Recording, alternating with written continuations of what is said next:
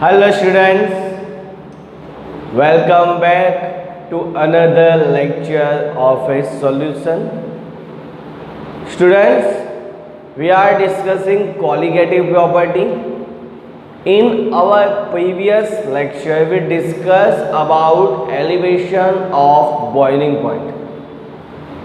Elevation of boiling point को understand करने से पहले first we understand what is boiling point, then we discuss और derived equation for elevation of boiling point and then we discuss numerical based on that equation. Today we are going to discuss our third colligative property, which is depression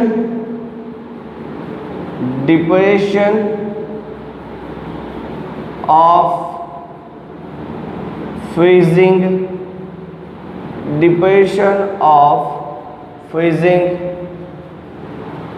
point. Depression of freezing point. कल मैंने यहाँ पे decrease लिखा था, decrease in freezing point. यहाँ पे depression का मतलब भी वही होगा कि कुछ ना कुछ फ्रीजिंग पॉइंट जो है वो डिक्रीज होने वाला है, जबकि बॉइलिंग पॉइंट जो था हमारा वो क्या हो रहा था, तो इंक्रीज हो रहा था. Okay, so first to understand depression of freezing point we have to know what is freezing point. Depression of freezing point को अंडरस्टैंड करने से पहले हमें फ्रीजिंग पॉइंट क्या होता है वो हमें पता होना चाहिए. जैसे मैंने बॉइलिंग पॉइंट में दिखाया था. देखो, आज का लेक्चर और कल का जो लेक्चर था वो बहुत ही सिमिलर हो गए, बहुत सारी चीज़ सिमिलर होगी, डिफरेंस सिर्फ इसका होगा, freezing point. So first we are going to understand what is freezing point. ठीक है, फ्रीजिंग पॉइंट क्या है उसी के बारे में हम फर्स्ट जो है वो डिस्कशन करने वाले हैं. ठीक है, चलो. सो फ्रीजिंग पॉइंट आप 8th 9th 10th में जो पढ़ के आए थे उस डेफिनेशन के हिसाब से मैं समझाऊं तो temperature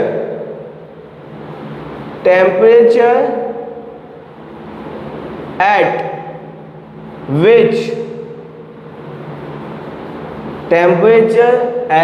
which solid phase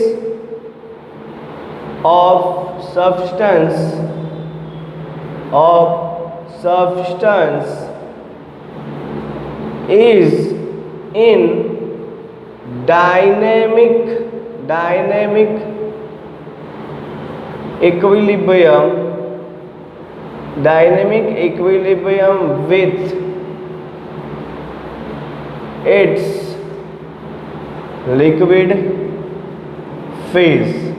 with its liquid phase. मतलब ऐसा टेम्परेचर जिस पे सॉलिड फेज, मतलब कि सॉलिड स्टेट, सब्सटेंस की सॉलिड स्टेट डायनेमिक इक्विलिब्रियम में आ जाती है उसकी लिक्विड फेज से. ठीक है, या लिक्विड फेज सॉलिड फेज से डायनेमिक इक्विलिब्रियम में आ जाती है. एग्जाम्पल के तौर पे अगर मैं दिखाना चाहूँ तो water is in equilibrium with ice eight 0 degree centigrade temperature.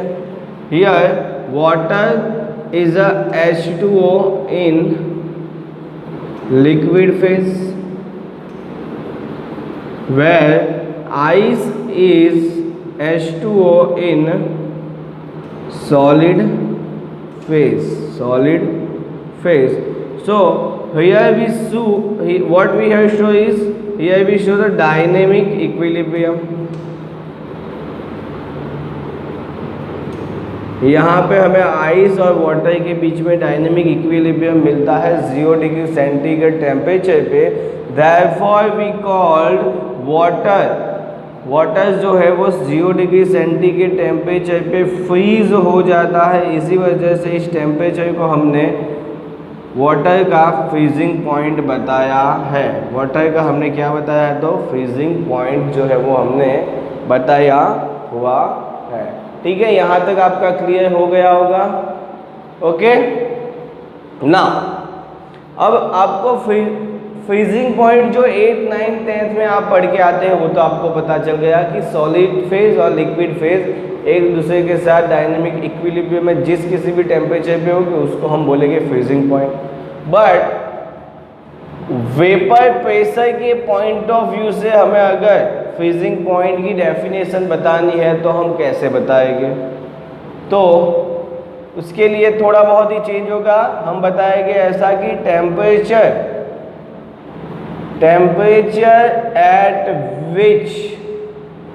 At which vapour pressure of a substance in solid phase is equal to vapor pressure of that substance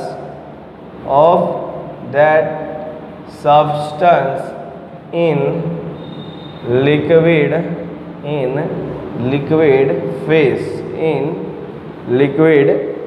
phase. तो ऐसा टेम्परेचर जहाँ पे सब्सटेंस का vapour pressure solid state में जो था वो equal to हो जाता है vapour pressure of a substance in liquid phase. मतलब कि सॉलिड स्टेट में जब था तब जो उसका वेपर प्रेशर था और जब वो लिक्विड फेज में चला गया तब जो उसका वेपर प्रेशर होगा, अगर वो इक्वल टू हो जाते हैं मतलब कि सिमिलर हो जाते हैं तो उस टेम्परेचर को, मतलब कि जिस टेम्परेचर पे ये सिमिलर हो जाते हैं उसको हम क्या कहने वाले हैं? तो फ्रीजिंग पॉइंट कहने वाले हैं। उसको हम फ्रीजिंग पॉइंट कहने वाले हैं। ठीक है, तो अब हम समझेंगे depression of freezing point. So first we take one close beaker and in that beaker I am going to take water has a pure solvent। Pure solvent से मेरा मतलब है कि इस बीकर में वाटर के सिवाय कुछ नहीं है। मैंने यहाँ पे मान लिया कि अज्यूम कर दिया है कि vapour pressure of that pure solvent is x bar and we all know that freezing point means temperature of that water, मतलब कि freezing point of A water is 0 degree centigrade. तो टेम्परेचर मैंने मान लिया कि यहाँ पे क्या है, अगर मैं 0 डिग्री सेंटीग्रेड करूँगा तो वाटर जो होगा वो आइस में कन्वर्ट हो जाता है। तो यहाँ पे मुझे वाटर का क्या मिल गया? फ्रीजिंग पॉइंट मिल गया है, जिसको मैं T0F temperature of freezing point, ठीक है, T0F से मैं क्या करूँगा? रिप्रेजेंट करूँगा। अब मैं यहाँ पे क्या करूँगा? मैंने एक दूसरा नॉन वॉलेटाइल कंपाउंड लिया है। नॉन वॉलेटाइल कंपाउंड मैंने ले लिया। इस कंपाउंड को प्योर सॉल्वेंट में मैंने मिक्स किया और एक एक्वियस सॉल्यूशन बना दिया। ये हमारा हो गया एक्वियस सॉल्यूशन। ये क्या है? तो हमारा एक्वियस सॉल्यूशन वाटर से बनता है तो एक्वियस सॉल्यूशन हम उसे कहते हैं। ये आपको पता होना चाहिए। ठीक है, सो नाउ व्हाट, हमें पता है कि नॉन वोलेटाइल कंपाउंड अगर मैं डालूंगा प्योर सॉल्वेंट में तो क्या होगा? वेपर प्रेशर डिक्रीज करता है। अगर प्योर सॉल्वेंट में मैं नॉन वोलेटाइल कंपाउंड डालूंगा तो यहाँ पे सरफेस पे जो इस सॉल्यूशन में सरफेस पे जो सॉल्वेंट के मॉलिक्यूल होंगे वो कम हो जाएंगे, तो वेपर कम बनेगी तो वेपर प्रेशर भी कम आएगा। ये बहुत ही डिटेल में हमने डिस्कशन किया हुआ है। तो यहाँ पे जो वेपर प्रेशर है वो x बार जो होगा, जो हमने अज्यूम किया था उससे तो कुछ कम ही आएगा। ठीक है, और टेम्परेचर की अगर हम बात करें तो बॉइलिंग पॉइंट में हम क्या करते थे, बॉइलिंग पॉइंट में हमें सॉल्यूशन को बॉईल करवाना था, इसीलिए हमने टेम्परेचर क्या किया था उसे, मतलब कि हमें क्या करना था, हमारे पास लिक्विड था उसको बॉईल करवा के हमें गैस में कन्वर्ट करना था, इसीलिए हमने टेम्परेचर को इंक्रीज किया था। यहाँ पे हमारे पास लिक्विड है और उसको हमें सॉलिड में कन्वर्ट करना है, तो ये हमने पता है कि यहाँ पे टेम्परेचर हमें क्या करना पड़ेगा, डिक्रीज करना पड़ेगा। तो यहाँ पे जो ये टेम्परेचर है, यहाँ पे ये जो टेम्परेचर है, अगर मैं ये बोलूँ कि वाटर 0 डिग्री सेंटीग्रेड पे फ्रीज होगा, तो कुछ 0 डिग्री सेंटीग्रेड टेम्परेचर से कुछ क्या हो जाएगा, वाटर कम आएगा, जिसको यहाँ पे जो इसको मैं क्या बोलूँगा, देखो लिक्विड में से गैस के लिए टेम्परेचर को बढ़ाया, अब लिक्विड में से सॉलिड में जाना है तो हमने टेम्परेचर को कम करना पड़ेगा, मतलब कि यहाँ पे टेम्परेचर जो है वो कुछ कम होगा, और इस कुछ कम टेम्परेचर को मैं TF से रिप्रेजेंट करने वाला हूँ, इस टेम्परेचर को मैं TF से रिप्रेजेंट करने वाला हूँ, ठीक है। चलो, तो यहाँ पे एक चीज़ पता चल गई आपको कि यहाँ पे T0F और TF के बीच में अगर रिलेशन देखना चाहूँ तो T0F जो है वो क्या आता है, ग्रेटर देन आता है, किससे, तो TF से क्या आता है, तो ग्रेटर देन आता है, ये हमें पता है, ठीक है, ये हमें तो पता चल गया, ठीक है। चलो एक बार स्क्रीनशॉट ले लीजिए, मैं रब करने वाला हूँ, स्क्रीनशॉट ले लीजिए। चलो, तो अभी हमें पता चल गया डिपेंशन ऑन फ्रीजिंग पॉइंट के बारे में कि फ्रीजिंग पॉइंट हम किसे कहेंगे, कि जिस वेपर प्रेशर सॉलिड स्टेट में जो हमारा सब्सटेंस है, उसी सब्सटेंस का लिक्विड फेज में जो वेपर प्रेशर होगा, दोनों ही फेज में दोनों का वेपर प्रेशर जिस टेम्परेचर पे क्या हो जाता है, इक्वल हो जाता है, उस टेम्परेचर को हम फ्रीजिंग पॉइंट करने वाले बताने वाले हैं, ठीक है। अभी इसी चीज़ को हम ग्राफिकल रिप्रेजेंटेशन से समझने वाले हैं। यहाँ पे मैंने क्या किया है, मैंने यहाँ पे वेपर प्रेशर ले लिया और यहाँ पे मैंने टेम्परेचर ले लिया, ठीक है। यहाँ पे मैंने क्या बताया, वेपर प्रेशर जो प्योर सॉल्वेंट होता है उसका ज़्यादा होता है किससे, सॉल्यूशन से, तो उसका कुछ ग्राफ इस तरीके से आएगा। ये मैंने यहाँ पे जो बताया हुआ है ये क्या है, तो ये जो यहाँ पे मैंने बताया हुआ है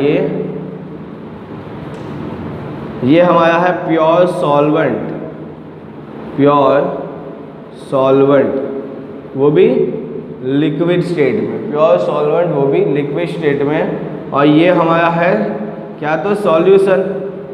क्यों सॉल्यूशन को मैंने सॉल्वेंट के नीचे बताया हुआ है, क्योंकि यहाँ पे हमें पता है वेपर प्रेशर प्योर सॉल्वेंट का ज़्यादा आता है तो ऊपर बताया, और वेपर प्रेशर इसका कम आता है तो इसको थोड़ा कम आता है, इसकी वजह से मैंने प्योर सॉल्वेंट के नीचे दिखाया हुआ है।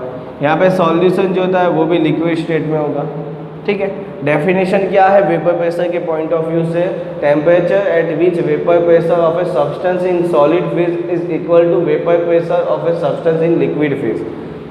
Vapour pressure of substance in liquid phase, liquid phase पे मैं मान लेता हूँ कि यहाँ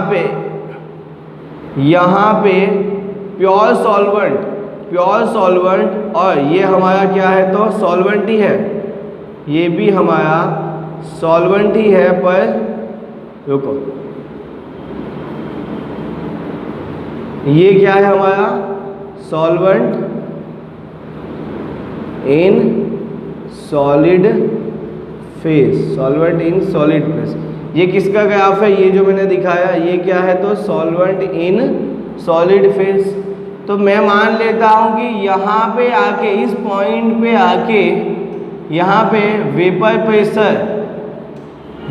प्रेशर प्योर सॉल्वेंट का मतलब कि सब्सटेंस जो लिक्विड फेज में है और सब्सटेंस जो सॉलिड फेज में है, सॉलिड फेज और लिक्विड फेज, यहाँ पे आके क्या हो जाते हैं, वेपर प्रेशर दोनों का इक्वल आ जाता है। उसी वजह से देखो ये मैं अब रब कर देता हूँ यहाँ से, उसी वजह से इस टेम्परेचर को, यहाँ पे जो ये टेम्परेचर आपको मिलेगा, यहाँ पे जो ये टेम्परेचर आपको मिला है उसको आपने बता दिया T0F। यहाँ पे जो हमने बताया था T0F, ये प्योर सॉल्वेंट था वो प्योर सॉल्वेंट जब सॉलिड फेज में, लिक्विड फेज में था, जब वो सॉलिड फेज में चला जाएगा उस टेम्परेचर को हम बताएंगे T0F। ठीक है ना। यहाँ पे क्यों बता दिया T0F, क्योंकि इस टेम्परेचर पे आके प्योर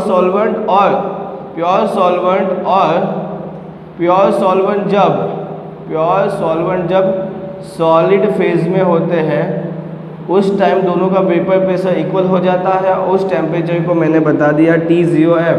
मतलब T0F का मतलब ये आपको पता होना चाहिए, T0F का मतलब है freezing point of a pure solvent. Pure solvent इस टेम्परेचर पे आके फ्रीज हो जाएगा।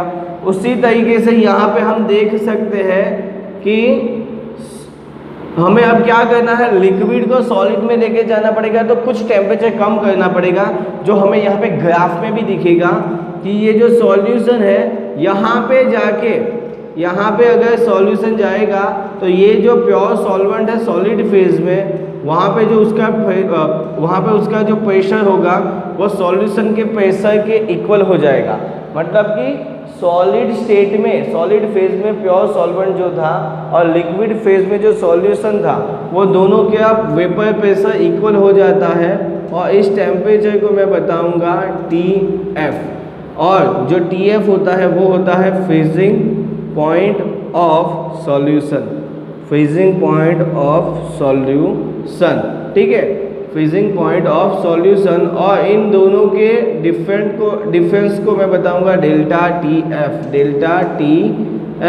और T0, और उसकी वैल्यू जो आती है वो T0F माइनस TF होती है। डेल्टा TF मतलब क्या, तो T0F माइनस TF। ये इक्वेशन इंपॉर्टेंट है न्यूमेरिकल के पॉइंट ऑफ व्यू से, इम्पोर्टेंट हो जाता है न्यूमेरिकल के पॉइंट ऑफ व्यू से, ये जो है वो इम्पोर्टेंट हो जाता है। यहाँ पे जो ये डेल्टा TF है, वो डेल्टा TF जो है वो है हमारा depression in freezing point, depression of freezing point, depression of freezing point. मतलब कुछ ना कुछ फ्रीजिंग पॉइंट जो है वो डिक्रीज हुआ होगा, जो यहाँ पे हम देख सकते हैं TF से कम होता है, T0F से कम होता है TF। ठीक है, तो चलो यहाँ पे आपको पता चल गया है, एक इक्वेशन हमने डिराइव कर दिया है, ये स्क्रीनशॉट ले लिया होगा आपने। एक इक्वेशन हमें पता चल जाता है यहाँ पे किसका, डेल्टा TF वाला, जो इम्पोर्टेंट है न्यूमेरिकल के पॉइंट ऑफ व्यू से। ठीक है, अब हम बात करेंगे कि एक्सपेरिमेंटली देखा गया है, एक्सपेरिमेंटली ये देखा गया है कि फॉर डाइल्यूट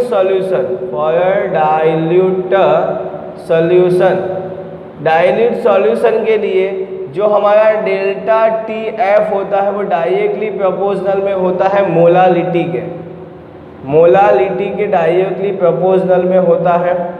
और डेल्टा TF की जो वैल्यू होती है वो होती है मोल, मतलब कि डेल्टा TF मोलालिटी के प्रोपोर्शनल में होता है, और मोलालिटी का मतलब होता है मोल्स ऑफ सॉल्यूट। दिख रहा है क्या आपको थोड़ा? ओके, थोड़ा बहुत दिक्कत आ रही है, रुक जाओ, थोड़ा पेन चेंज कर लेते हैं।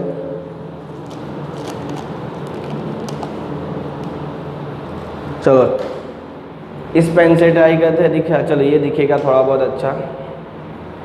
चलो डेल्टा TF क्या आ जाएगा, delta TF directly proportional, molality का मतलब होता है mole of solute divided by mass of solvent. और ये जो मास होगा वो हम किलोग्राम में लेने वाले हैं, ये जो मास होगा वो हम किलोग्राम में लेने वाले हैं। एक्सपेरिमेंटली देखा गया है डाइल्यूट सॉल्यूशन के लिए डेल्टा TF मतलब कि डिप्रेशन और फ्रीजिंग पॉइंट जो है वो मोलालिटी के डायरेक्टली प्रोपोर्शनल में होता है, और मोलालिटी का मतलब होता है mole of solute upon mass of a solvent. तो यहाँ पे क्या पता चला कि जो डेल्टा TF है वो डायरेक्टली प्रोपोर्शनल, मतलब कि किस पे डिपेंड करता है, मोल ऑफ ए सॉल्यूट पे ये डिपेंड करता है, मतलब कि नंबर ऑफ सॉल्यूट पे डिपेंड करता है। इस वजह से इसको बोला गया है कि ये क्या है, कॉलीगेटिव प्रॉपर्टी है। इसको बोला गया है कि ये क्या है, तो कॉलीगेटिव प्रॉपर्टी है। कॉलीगेटिव प्रॉपर्टी किसे बताते हैं हम, मैंने बताया था कि ऐसी प्रॉपर्टी जो नंबर्स ऑफ सॉलिड पे डिपेंड करते हैं, ना कि नेचर ऑफ ए सॉलिड पे डिपेंड करते हैं, ऐसी प्रॉपर्टी को हमने बताया था कॉलीगेटिव प्रॉपर्टी। और यहाँ पे डेल्टा टी एफ जो है मोल ऑफ सॉलिड पे डिपेंड करते हैं, इसकी वजह से जो डेल्टा टी एफ है वो एक कॉलीगेटिव प्रॉपर्टी है। यहाँ पे प्रोपोर्शनलिटी ये निकालने के लिए यहाँ पे हमें कुछ कांस्टेंट रखना पड़ेगा। तो के एफ मैंने रखा, के एफ यहाँ पे मोल को अगर मैं मोल इज इक्वल टू क्या होता है, mole is equal to mass जिसको मैं W2 से रिप्रेजेंट करूँगा सॉल्यूट के, और मोलर मास W2 को मैं 2 से रिप्रेजेंट करने वाला हूँ। ठीक है, ये W2 mass of A solute divided by M2। ठीक है, और यहाँ पे क्या था, मास ऑफ ए सॉल्वेंट जो होता है हमारा W1, सॉल्वेंट को मैं 1 से रिप्रेजेंट करूँगा। ये हमें किलोग्राम में चाहिए, और यहाँ पे डाइल्यूट सॉल्यूशन होने की वजह से मोस्ट ऑफ द टाइम हमें ग्राम में ही मिलने वाला है, तो उसको मैं 1000 से डिवाइड करूँगा तो वो किलोग्राम में जो है वो कन्वर्ट हो जाता है, वो किलोग्राम में जो है वो कन्वर्ट जो है वो हो जाता है। यहाँ पे KF जो है, KF जो है वो क्या होता है, तो freezing point of A depression constant. ठीक है, मतलब कि मोलर डिप्रेशन कांस्टेंट उसकी वैल्यू क्या होती है, KF को हम क्या बोलेंगे, freezing point of depression constant. Freezing point of depression constant. अगर और इसको एक और तरीके से देखा जाता है, मोलर डिप्रेशन कांस्टेंट। एक और तरीके से ही बोला जाता है क्रायोस्कोपिक कांस्टेंट। इसको क्रायोस्कोपिक कांस्टेंट भी बोला जाता है। KF को freezing point of depression constant, molar depression constant और क्रायोस्कोपिक कांस्टेंट भी बोला जाता है। KF की जो वैल्यू है, KF की वैल्यू डिपेंड करती है नेचर ऑफ, KF की value depends on nature of solvent के नेचर पे KF की वैल्यू जो होती है वो क्या करती है, तो डिपेंड करती है।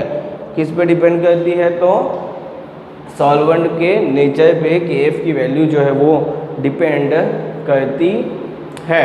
क्लियर है? चलो यहाँ पे स्क्रीनशॉट ले लीजिए पहले तो आप लोग, चलो ले लिया होगा।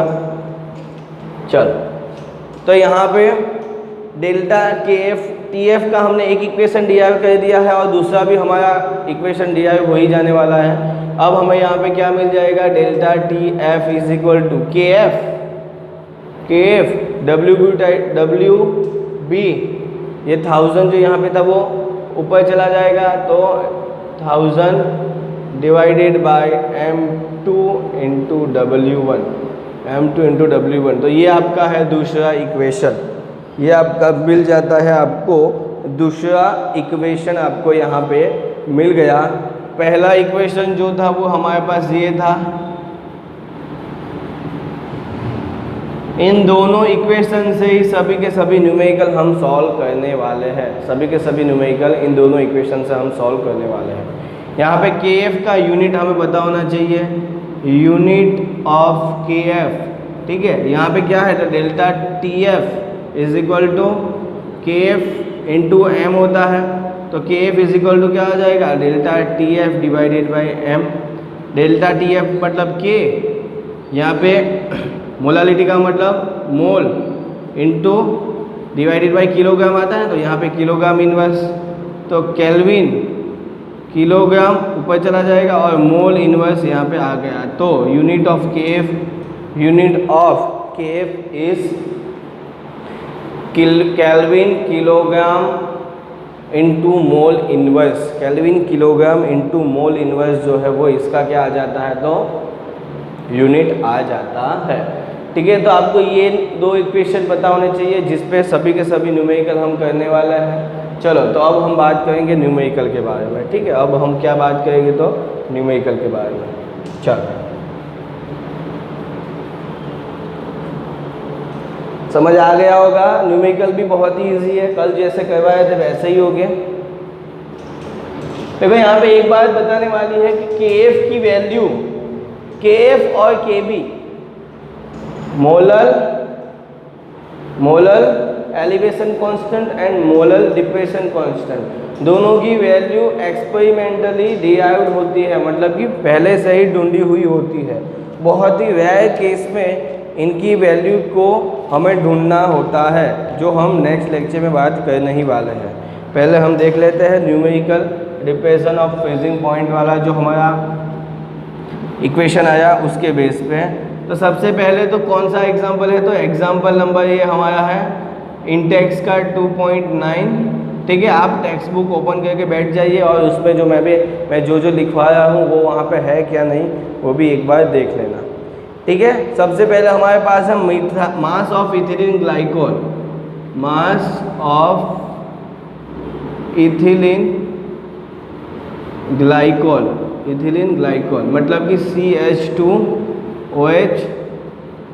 CH2OH और इसकी फॉर्मूला हो जाएगी C2H6O2। इसका मास कितना दिया हुआ है 45 ग्राम। दूसरा हमारे पास है मास ऑफ वाटर का मास दिया हुआ है हमारे पास कितना है 600 ग्राम दिया हुआ है।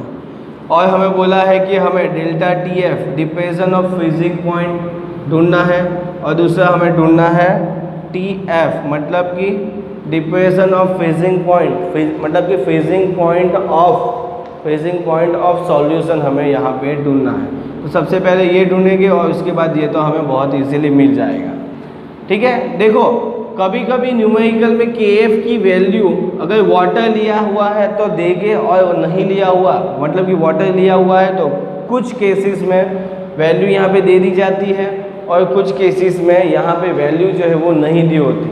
यहाँ पे एग्जांपल नंबर 2.9 जो है हमारा उसमें हमें वैल्यू जो है वो नहीं दी हुई है और हमें वाटर का मोलर डिप्रेशन कांस्टेंट पता होना चाहिए। वो होता है 1.86 kelvin kilogram into mole inverse होता है, इंटू मोल इनवर्स जो है वो होता है। ठीक है, तो अब हमें कुछ नहीं निकलता, delta TF is equal to KF into M small m।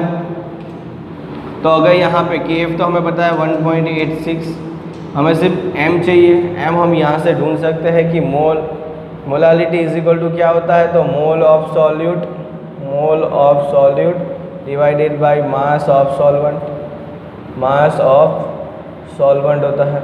मोल क्या है सॉल्यूट के वो हमें ढूंढने होंगे, उसके लिए हमारे पास सॉल्यूट के मास होना चाहिए। सॉल्यूट का मास है 45, सॉल्यूट का मास कितना है तो 45। यहाँ पे इसका अगर हमें मोलर मास निकालना है तो 2 × 12 होगा, 6 × 1 होगा प्लस 2 × 16 होगा, ये 24, ये यहाँ पे 6 प्लस ये यहाँ पे 32, तो कुछ 62 जैसा यहाँ पे मोलर मास आ गया। 62 यहाँ पे आ गया। ठीक है, 62 आ गया और मास ऑफ सॉल्वेंट कितना है 600 है। 600 को हमें कन्वर्ट करना होगा किलोग्राम में, क्योंकि यहाँ पे जो मास होता है उसका सॉल्वेंट का मास ऑलवेज किलोग्राम में देते हैं। और अगर इसको सॉल्यूट इस कैलकुलेशन को आप अगर सॉल्व करते हो तो आपका आंसर आता है 1.2 मोल डिवाइडेड बाय किलोग्राम। ये आपका मोलालिटी का आंसर आ गया। ये यहाँ पे रखो 1.2 आपने रख दिया। इसको कैलकुलेट करने के बाद आपका आंसर आता है 2.232 केल्विन, 2.232 केल्विन। ये आपका आ जाता है डेल्टा TF, मतलब कि एक आपका मिल गया डेल्टा TF, मतलब depression of freezing point you will get 2.232 and we know that the delta TF यहाँ से भी यहाँ पे आ गया है। Delta TF is equal to T0F minus TF होता है और डेल्टा TF की वैल्यू यहाँ पे 232 केल्विन है। ठीक है, हमें ये ढूंढना है ना, और इसकी वैल्यू भी हमें नहीं दी गई, T0F हमें नहीं दिया हुआ है, पर हमें पता है कि वाटर है तो वाटर का ये क्या है, ये क्या था प्योर सॉल्वेंट का फ्रीजिंग पॉइंट था। हमारा सॉल्वेंट है वाटर, तो वाटर का फ्रीजिंग पॉइंट होता है 0 degree centigrade is equal to 273.15 kelvin. Kelvin में इसकी वैल्यू इतनी आती है, तो यहाँ पे हम क्या करेंगे 273.15 केल्विन। टी एफ यहाँ पे चला जाएगा, तो T F is equal to 273.15 kelvin minus 2.232। ठीक है, यहाँ पे कुछ 270 के आसपास आपका आंसर आएगा, केल्विन में आएगा। जो भी आंसर आता है मुझे कमेंट करके बताओ कि टी एफ की वैल्यू इतनी आती है। जो भी आंसर आपका आता है वो मुझे कमेंट करके बताओ। ठीक है, 270 पॉइंट समथिंग कुछ ना कुछ यहाँ पे आपका आंसर आ जाएगा। ठीक है, तो यहाँ पे आपका एग्जाम्पल नंबर 2.9 जो है वो भी ख़त्म हो जाता है। ठीक है, स्क्रीनशॉट ले लीजिए फटाफट। कुछ समझ नहीं आता तो कमेंट करके बताओ या पर्सनली मैसेज करो। चलो, लास्ट न्यूमेरिकल होगा हमारा।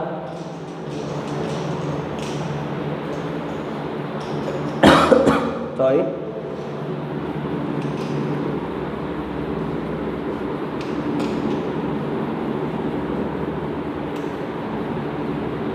चलो अब हमारा एग्जाम्पल नंबर 2.10 बहुत ही ईजी है ये तो।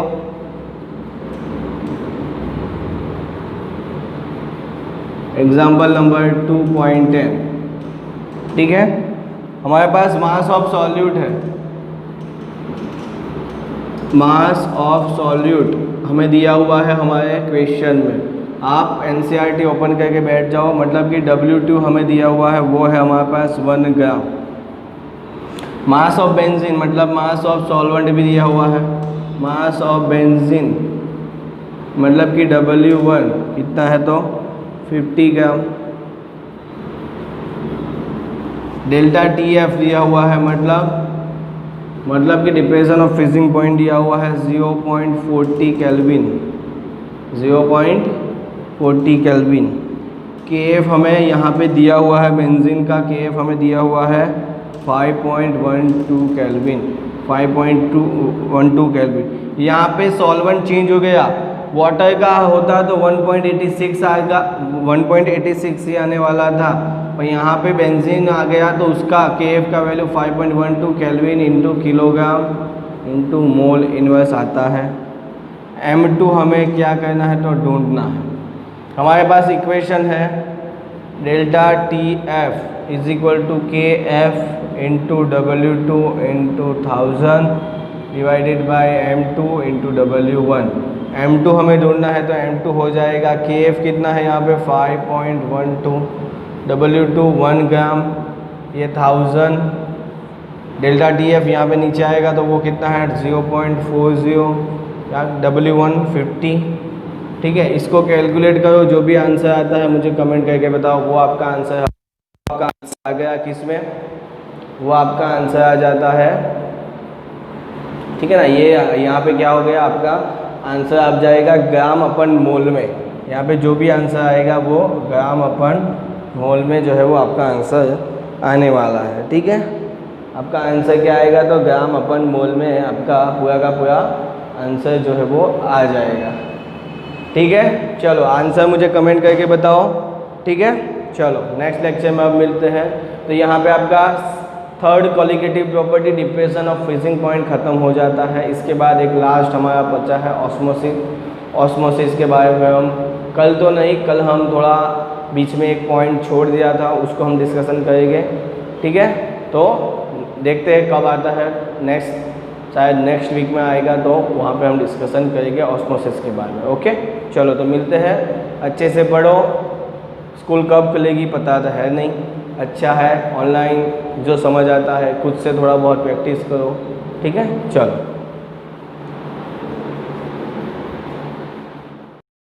Like and share my videos with your friends, give comments, also subscribe my YouTube channel Aditya Shinde. Thank you for watching.